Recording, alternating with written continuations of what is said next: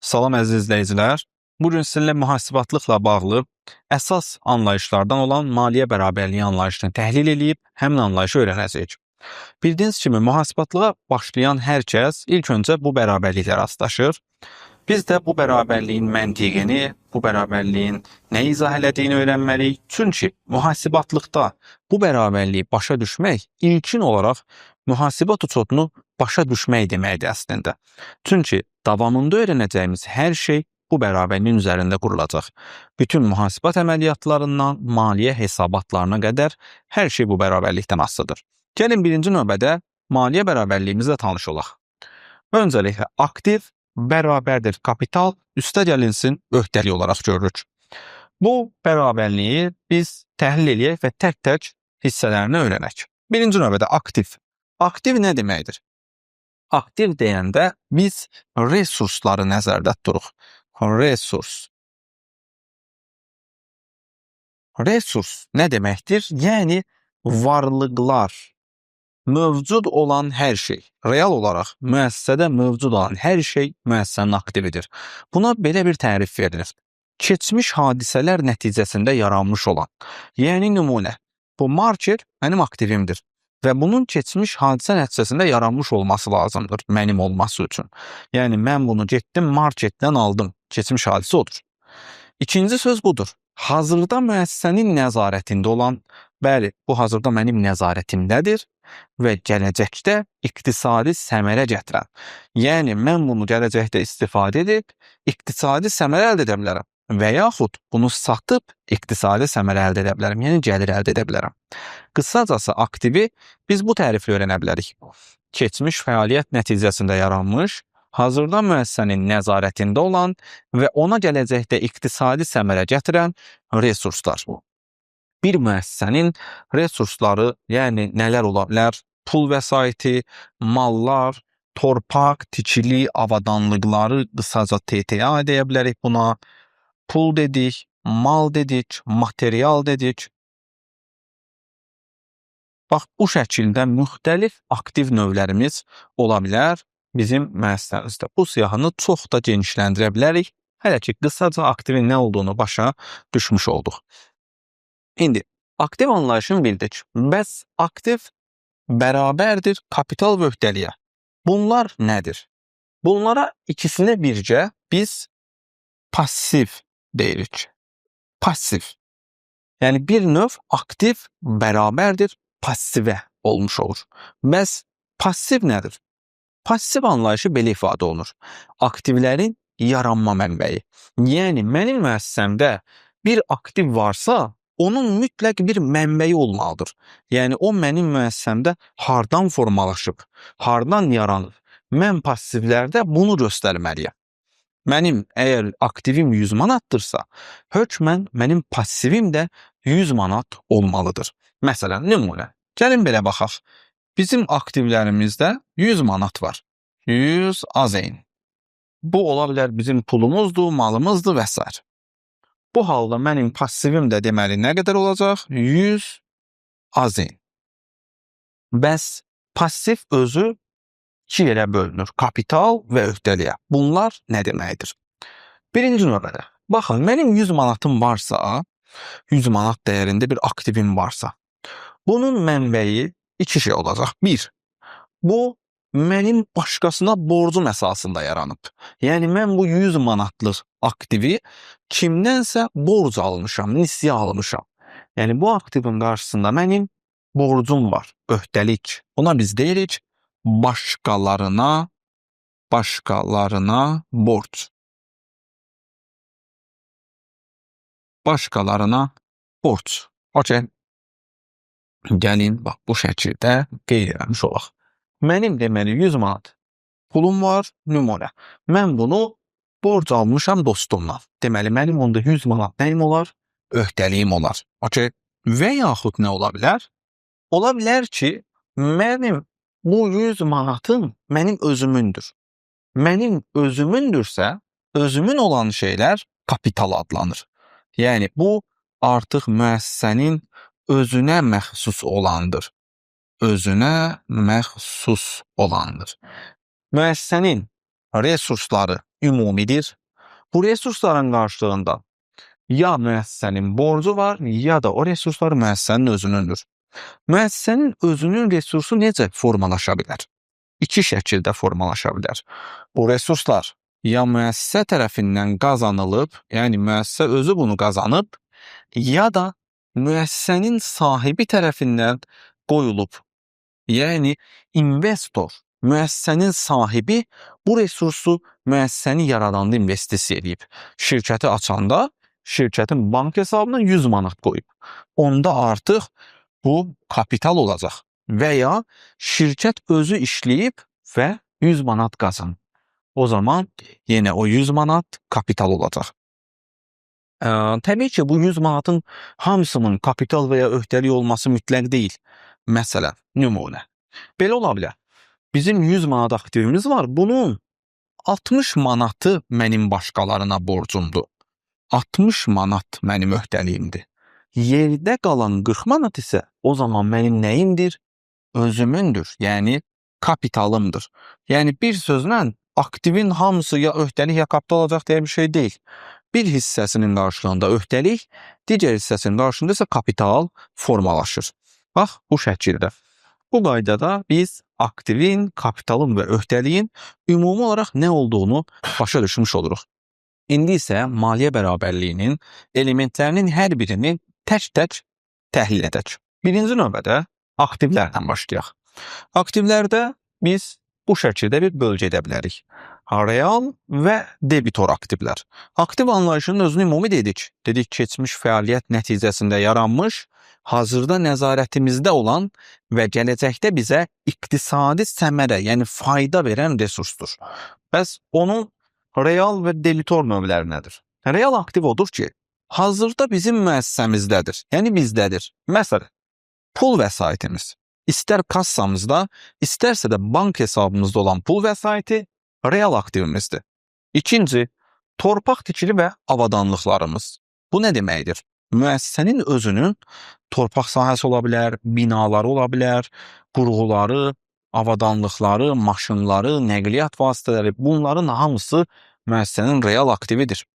Üçüncü, qeyri-maddi aktivlər. Qeyri-maddi nə deməkdir? Burada maddi sözü əslində maddə mənasındadır. Yəni qeyri-maddi aktivlər, maddə olaraq fiziki forması olmayan aktivlər. Bunlara biz nümunə deyə bilərik proqram təminatlarını, lisenziyaları, patentləri, hansı ki, bu müəssisə üçün bir aktivdir, bir dəyər yaradır. Lakin onun hər hansı maddi fiziki forma ilə əlaqəsi yoxdur. Yəni bu dəyər bir maddi formaya görə deyil. Məsələn, bu marker maddi bir aktivdir. Bunun dəyəri onun maddi formasına asılıdır. Amma kompüterimizdə istifadə etdiyimiz proqramların dəyəri maddi formadan asılı deyil. Bunlar adlanır qeyri-maddi aktivlər.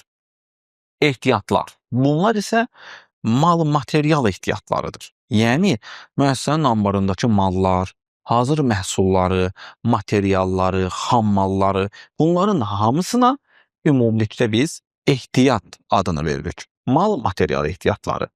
Bunlar müəssisənin real aktivi. Debitor aktivi isə nə deməkdir? Debitor sözü alacaq mənasına gəlir. Yəni, bizim müəssisəmizin başqalarından alacaqları. Məsələn, biz başqa bir şirkətə və ya şəxsə mal satmışıq, onun qarşılığında həmin şəxsin bizə borc yaranıb. Baxın, bu yaranan borc adlanır alıcının debitor borcu. Aydındır. Yəni, bizim müəssisənin debitor aktivi odur ki, bu resursu var, amma bu dəqiqə özündə deyil. Başqasındadır, başqasından alacağımız var. Aydındır. Debitor bu mənada istifadə olunur. Verilmiş avans. Bu nədir? Bu da bir debitor aktivdir. Nə mənaya gəlir? Bildiyiniz kimi avans alınacaq bir şey üçün əvvəlcədən edilən ödənişdir. Yəni, nümunə, mən gələn ay digər bir müəssisədən mal alacağam, amma o malın pulunu indidən onlara ödəyirəm. Belə olduğu halda mənim nümunə 5000 manat indidən pul ödəmişəm ki, 5000-lik malı mənə gələn ay versinlər. Mən 5000 manatı ödədimsə, artıq mənim ondan alacağım 5000 manat var. Yəni mənim 5000 manatım yenə də var. Bu əvvəl mənim pul vəsaitim idi, real aktivim idi. Artıq pulumdan çıxdı, mənim nəyimdir? Verilmiş avansımdır. Amma hələ də mənim də o 5000 manat. Çünki qarşı tərəf o 5000 manat dəyərində mənə bir aktiv verəcək, mənə mal verəcək. Əgər malımı verməsə, o halda pulumu qaytarmalıdır. Yəni qısacası bu mənim hələ də aktivimdir. Verilmiş avans bu mənaya gəlir. Verilmiş borc. Bu da yenə bizim alacağımızdır. Hansı ki, məsələn, biz başqa bir müəssisəyə və ya şəxsə pul borc vermişik, o bunu geri qaytarmalıdır. Yəni, alıcının debitor borcundan bunun fərqi nədir? Alıcının debitor borcundan mən ona nəsə satmışam, ona görə mənim alacağım yaranıb. Amma bunda mən ona borca pul vermişəm, ona görə alacağım yaranıb. Aydındır.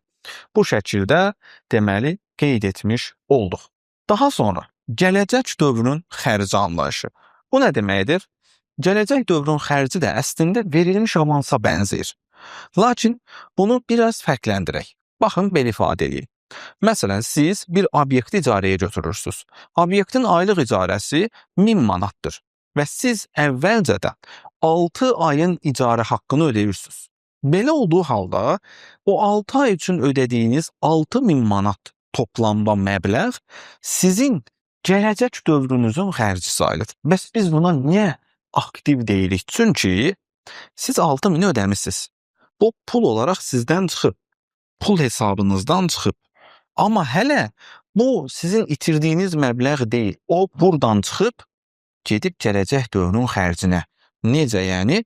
Çünki qarşı tərəf, yəni obyektin sahibindən sizin 6000 manatlıq bir alacağınız var. Çünki bu 6000 manatın qarşılığında o hələ sizə 6 aylıq icarə xidmətini göstərməyib.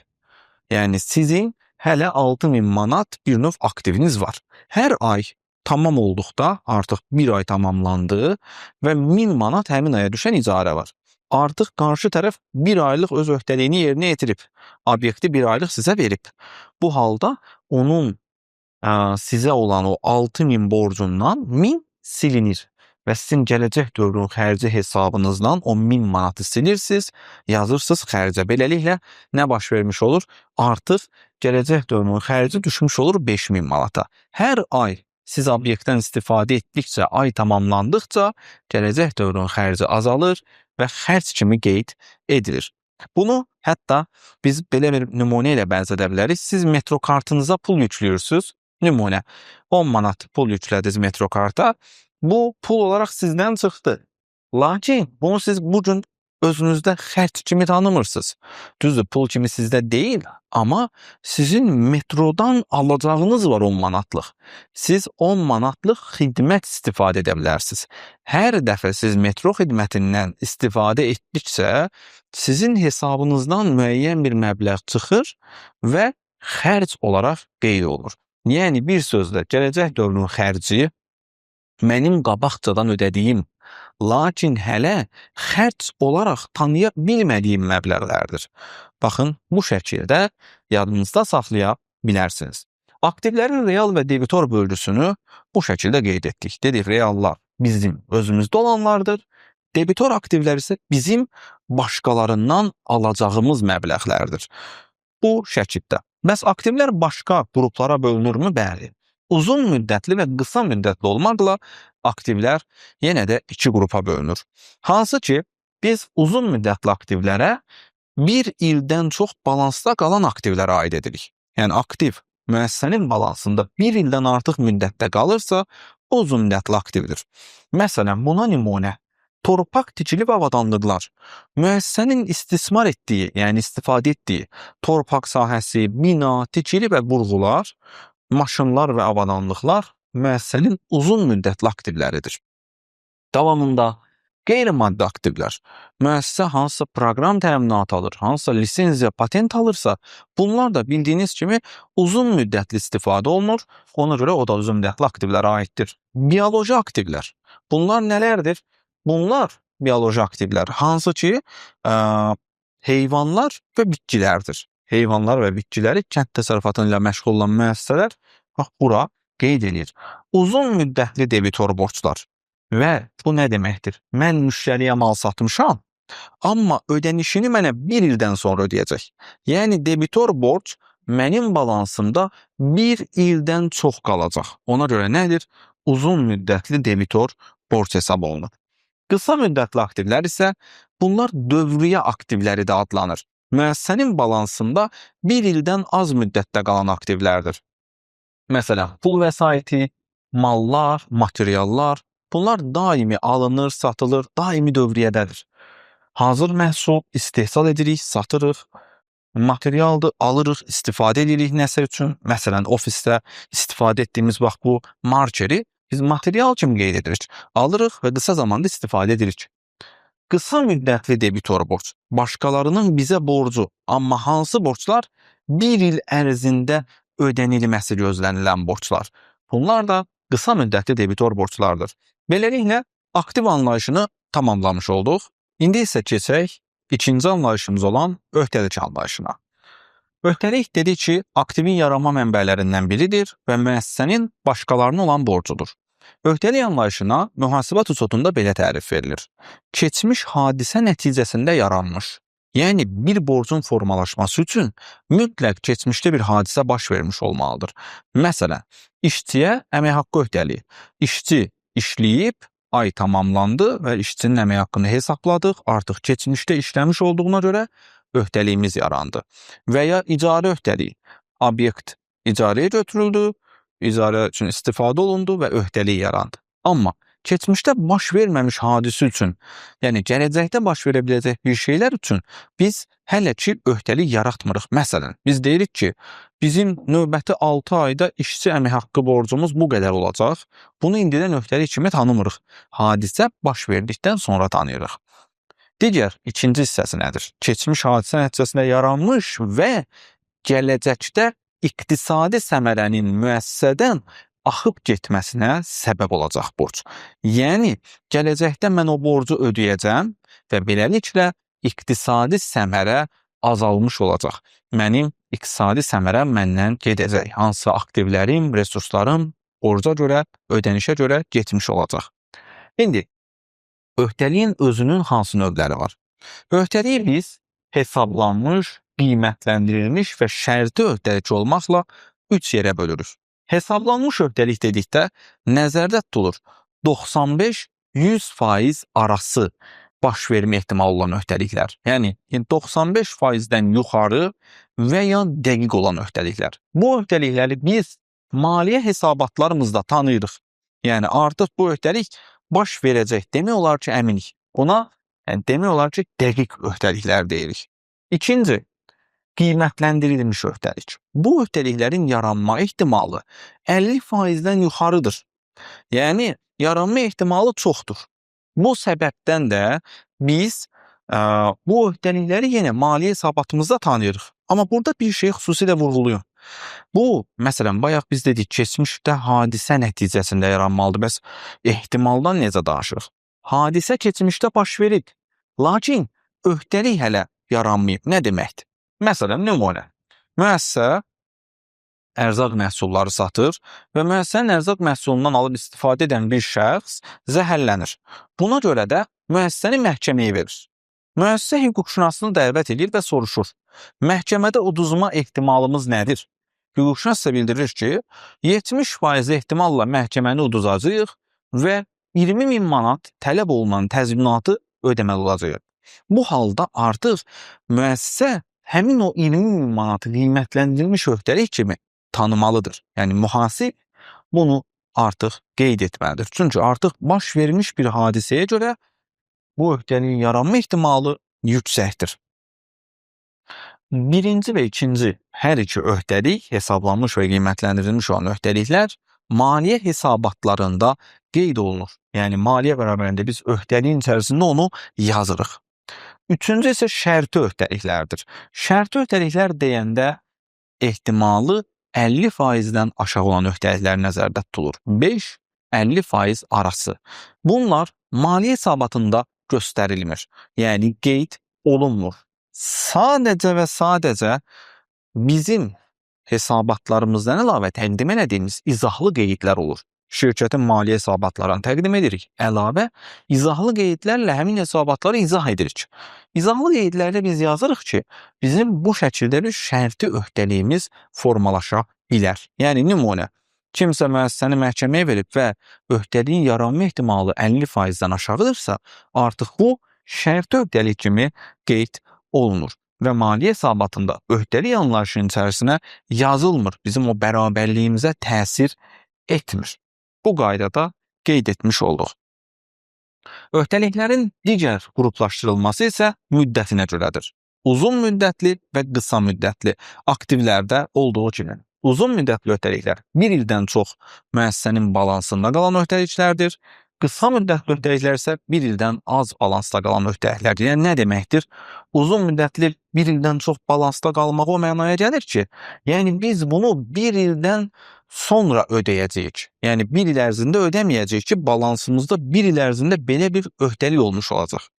Məsələn, bank krediti ola bilər ki, biz 3 illik, 5 illik bank krediti götürmüşük. Bu uzun müddətli bir öhdəlik olacaq. Artıq 1 il ərzində ödəyəcəyim məbləğ qısadırsa, 1 ildən sonra ödəyəcəyim uzun müddətli olacaq. Hər hansı digər kreditor borclar əgər 1 ildən sonra ödəniləsidirsə, bu halda nə olacaq? Uzun müddətli öhdəlik olacaq. Və ya başqa bir müəssisədən alınmış borc ola bilər ki, alınıb 2 ildən sonra ödəniləcək. Bu halda yenə uzun müddətli öhdəlikdir. Qısa müddətli öhdəliklər isə 1 il ərzində ödəniləsilərdir. Məsələn, bizim götürdüyümüz kreditin 1-ci ilə düşən ödənişləri, o 1-ci ilə düşən ödənişləri biz qısa müddətli ödəməliyik. Qısa müddətli öhdəlik sayılır. Kreditor borc hansısa bir müəssisədən biz mal almışıq, mal satana kreditor borcumuz yaranır və həmin borcu əgər biz 1 il ərzində ödəməliyiksə, bu da qısa müddətli öhdəlikdir.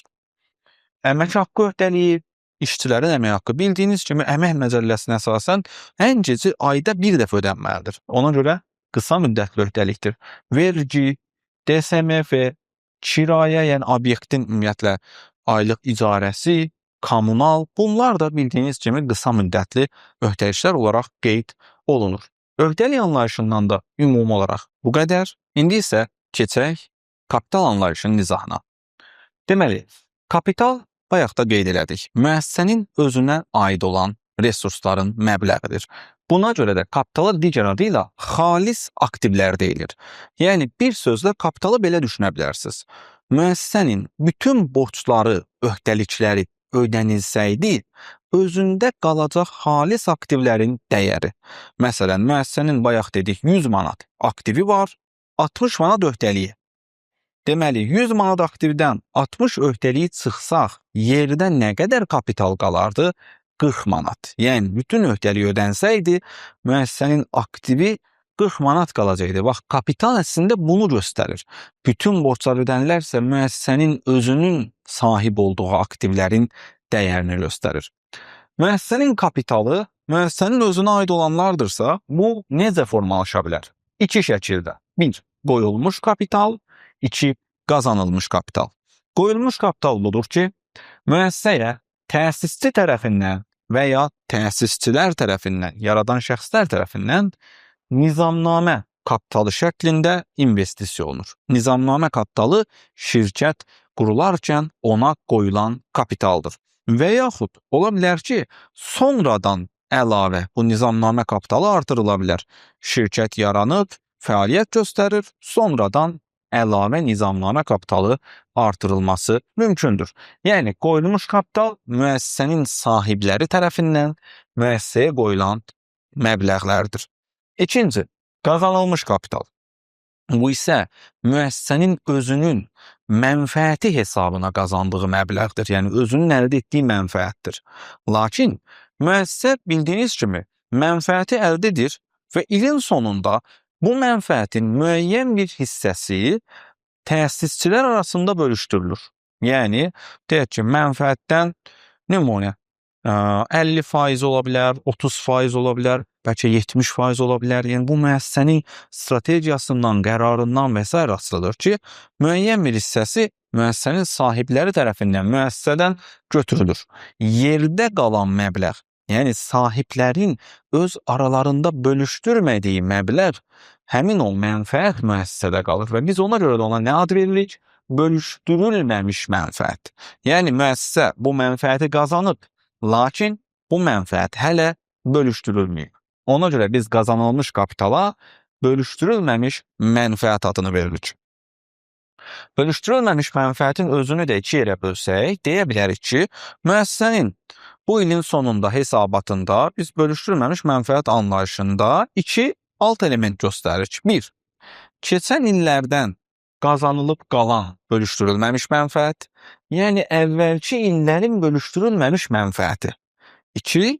Bu il müəssisənin qazandığı bölüşdürülməmiş mənfəət, yəni cari ildə əldə olunan bölüşdürülməmiş mənfəət. Keçən illərin bölüşdürülməmiş mənfəəti qalsın bir kənarda. Bu ilin, yəni cari ilin bölüşdürülməmiş mənfəətini bəs necə hesablayırıq? Belə ki, müəssisənin bu il üçün əldə etdiyi mənfəətdən, yəni xalis net mənfəətdən təsisçilərin, yəni sahibkarların çıxardıqları dividendi çıxırıq. Məsələn, müəssisə əldə edib 100.000 mənfəət, təsisçilər isə bundan 40.000 manat dividend olaraq götürür. Onu çıxırıq, yerdə qalan 60.000 olur bizim bölüşdürülməmiş mənfəətimiz. Buradakı xalis mənfəət anlayışı necə hesablanır? Gəlir çıxılsın xərc, yəni müəssisənin il ərzindəki bütün gəlirlərindən, bütün xərclərini çıxanda biz həminin xalis mənfəətini tapırıq. Ondan da dividendi çıxanda artıq nəyi tapırıq? Cari ildə əldə elədiyi ümumi bölüşdürülməmiş mənfəəti. Deməli yoldaşlar, o zaman biz kapital anlayışına baxanda əslində 2 yeni anlayış da öyrənmiş oluruq. Belə ki, baxın, biz bölüşdürülməmiş mənfəət anlayışını əslində hesablamaq üçün ən təməldə dövr ərzindəki gəlirimizdən xərcimizi çıxırıq. Bunun əsasında xalis mənfəət alırıq. Sonra xalis mənfəətdən dividendi çıxırıq. Bölüşdürülməmiş mənfəət alırıq. Bu ilin bölüşdürülməmiş mənfəətidir. Hər il bölüşdürülməmiş mənfəətlər bu şəkildə hesablanır və hər il biz bu ilinkini ayrıca qeyd edirik, əvvəlki illərinkini ayrıca qeyd edirik.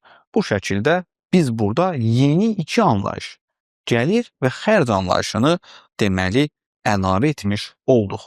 Və bizim bu gəlir və xərc anlayışımız əslində bizim kapitalımızın tərkibinə daxil olmuş oldu. Beləliklə biz növbəti videoda artıq maliyyə bərabərliyini daha geniş formada görəcəyik. Artıq gəlir və xərcin də daxil olduğu maliyyə bərabərliyi ilə tanış olacağıq.